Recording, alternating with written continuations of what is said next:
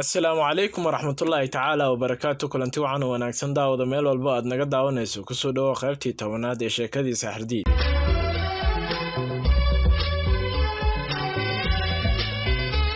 qaybta 9aad ee sheekadii Saxardiid waxay inoo joogtay waxa markaa ii sheegay in meesha oo sanad walba u safri jiray ee uu kiishka dahabka ka keeni jiray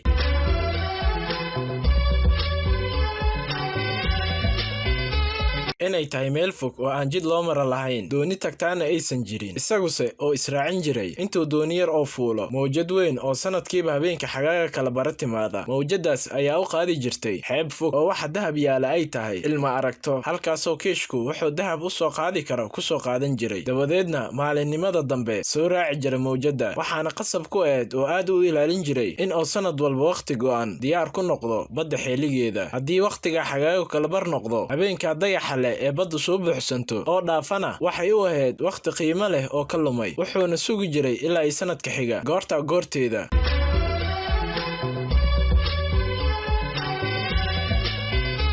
haddaba ba'ayga hooyo maxaa sirtaa u ogeysiiyey, maxaanse inimadeedii ugu sheegay. sheekada markaan u sheegay ayaa hayikac iyo qalaanqal ugu horraysay. anaa uurkooda ku beera xoolo jacayl, allah soo dahab iyo lacag nooma buuxaan, miyaanu baahi u qabnaa sidoo mid walba u lahaa sidii aabbaha oo kale. noqo waa aniga anna ku inama waayey ee ku gablamay, waa kuwa anigana cidlada qareen iyo ciirsila'aan igaga tegay. hadalka dheer ee cataabkii calaacalka ku go'an markay dhammaysay ayay intay labadii gacmood wejiga iska saartay oysay jiriiraca leh oo nafbax ah. Saxardiid baa ooyintii intay si xun ugu damqaday qalbiga u qaboojiyey oo kolba wax ugu sheekeeyey. hooyo iska aamus, waxbana naftaada ciriiri ha gelin, aniga ayaa haddii alla yidhaa halkii inimadaadii kuu geli doono, iguna kalsoonaa waxba kaa hagran maayo. ilaahayna waxaan ka rajaynayaa inuu inimadaadii inoo soo nabad celiyo. habartii ayaa intay madaxa lusha tiri ayaankee hooyo ayaankee, oo marajo iyo waawaan kale ayaa soo noqodkooda laga qabaa. Saxardiid baa ugu jawaabay ha ka quusan hooyo, raxmadda ilaahay lagama quusto, anaana ballanku ugu qaaday in aan waxba kaa hagran wax alla waxaad iiga baahato. gal dambe haddii alla yiraana waxaan ku tala jiraa inaan halkay mareen maro oo aan walaalahay raadiyo. ilaahay idinkiina waxaan saadsanayaa in aanu annaga wada nabad qabno kugu soo noqonno. islaantii ayaa intay yar ilkaha caddaysay tiri ayaankee taasi waa saadaal fog.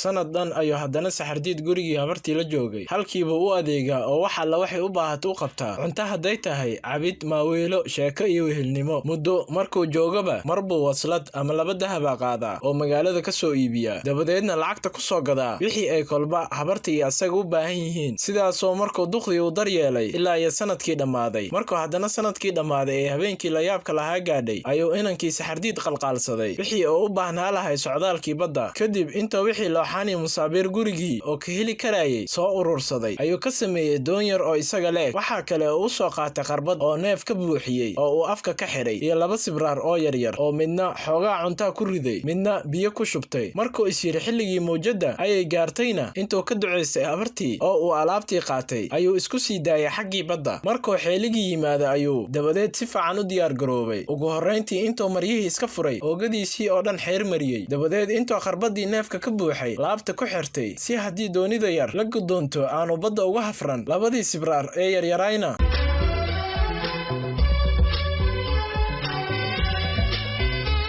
intaas waxay noogu dhammaaday qaybtii 10aad ee sheekadii Saxardiid.